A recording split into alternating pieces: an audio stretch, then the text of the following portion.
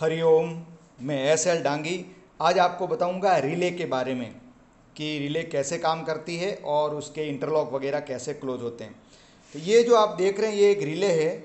बनावट के अनुसार रिले किसी भी टाइप की हो, ये इसका पीछे वाला भाग है रिले का और ये इसके इंटरलॉक वगैरह दिख रहे हैं, ये इसका रेजिस्टेंस है और इस प्रकार की रिले है।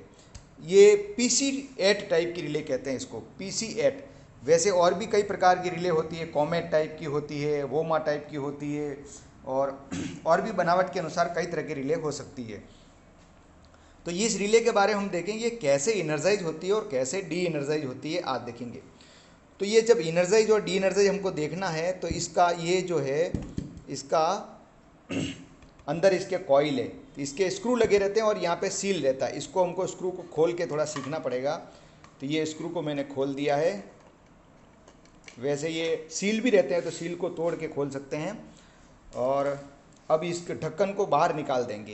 ये ढक्कन हमने बाहर निकाल दिया है। तो ये रिले अब इस प्रकार दिखने लग गई है, देखो। अब ये जो रिले है इसके अंदर एक कॉइल होती है। इसकी कॉइल के अलग से कनेक्शन जो होते हैं, ये पट्टियां हैं ना, इसी में इसके कनेक्शन डायरेक्ट जब भी इस रिले को कहीं पैनल पर लगाया जाता है तो डायरेक्ट यूँ इस तरह फिट कर दिया जाता है। ये ऐसे फिट कर देते हैं, वहाँ पे स्लॉट बने होते हैं और ये जो बने हुए हैं सब ये उसमें पीने लग जाती है और रिले काम करने लग जाती है। तो इसके अंदर एक कॉइल है। कॉइल कहाँ है? ये जो मैंने प्लंजर दबा रहा हूँ अभी, ये देखो, ये प्लंजर हिल रहा है। इसके अंदर जो अंदर एक कॉइल है, उस कॉइल का जब बैटरी का कनेक्शन होता है तो जब बैटरी को चालू करते हैं, ये देखो प्लंजर है, ये जब बैटरी को हम चालू करते हैं तो उस कॉइल में सप्लाई जाती है और वो कॉइल उसमें मैग्नेट बनता है और इस रिले को ये ऐसे अंदर खींचते हैं। ये ऐसे खींच लिया मतलब वो रिले इनर्जाइज हो गई, ऐसा माना जाता है। ये कागज़ हटा देता हूँ।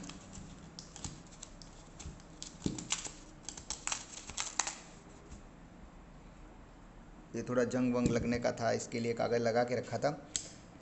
ये इसके अब इसके इंटरलॉक के ये रिले इनर्जाइज और डी इनर्जाइज, ये अंदर जाता है प्लंजर तो रिले इनर्जाइज है और बाहर आ जाता है तो रिले डी इनर्जाइज है। अब ये रिले डी इनर्जाइज है क्योंकि इसमें सप्लाई देखे ही नहीं रखी है तो डी इनर्जाइज है, सीधी सी बात है। अब इसके जो इंटरलॉक दिख रहे हैं, पेन ले लेता हूँ एक, ये देखो इंटरलॉक, ये इंटरलॉक अभी रिले डी इनर्जाइज है तो ये एनसी इंटरलॉक लगा हुआ, इधर भी लगा हुआ।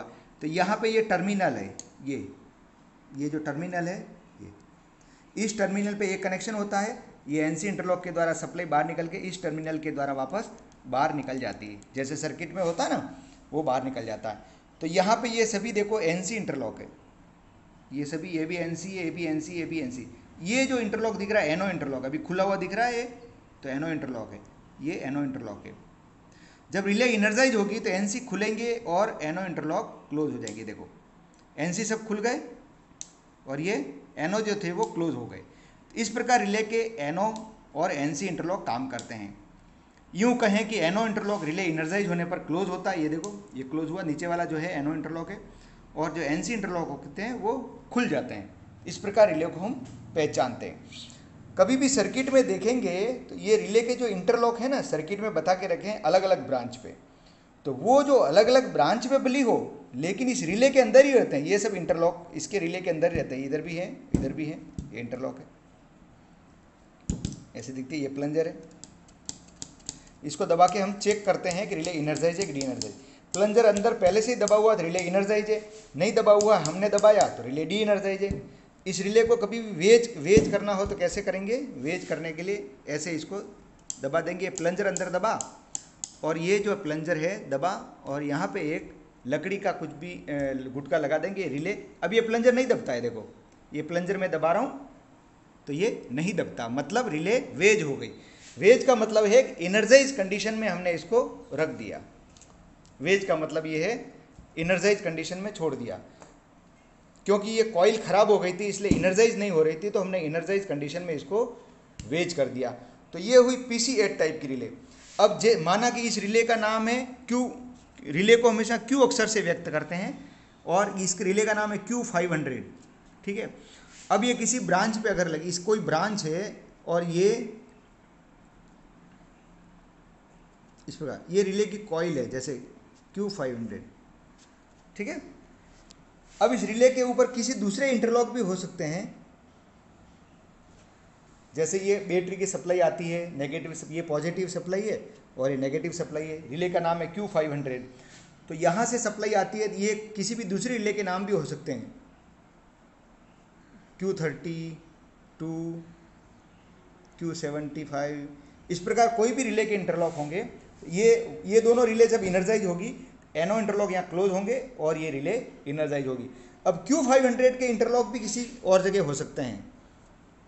ये यहाँ पे Q500 लगा दिया और ये Q92, माना कि किसी Q92 नाम की रिले को इनर्जाइज करना है तो पहले Q100 को इनर्जाइज करेंगे, Q500 का एनो इंटरलॉक यहाँ लगेगा, Q92 रिले इनर्जाइज होगी।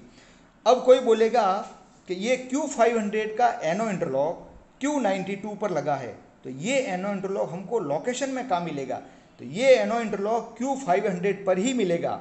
माना कि ये Q500 रिले है, तो ये जो इंटरलॉक है, ये जो इंटरलॉक भले इसकी Q92 की ब्रांच पे लगा है, लेकिन क्योंकि ये Q500 का इंटरलॉक है तो ये Q500 पर ही मिलेगा, यानी कि इनमें से कोई इंटरलॉक ये होगा। जैसे ये एनो इंटरलॉक है ना, ये एनो इंटरलॉक होगा।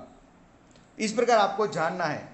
कई लोग इसमें कन्फ्यूजन हो जाते हैं कि भाई ये इंटरलॉक यहाँ बताए तो हुए हैं, लेकिन लोकेशन में ये कहाँ मिलेंगे? तो जिस रिले के नाम का इंटरलॉक होगा वो उसी रिले पे होगा, इस बात का ध्यान रखना है। अब ये इंटरलॉक इस रिले पर ढूंढने जाओगे लोकेशन में, मतलब तो ये नहीं मिलेगा। ये इंटरलॉक इसी रिले में ही मिलेगा। Q105 की एक कॉइल है ये, और ये Q500 है, तो इसी में मिलेगा। इस बात का ध्यान रखना है।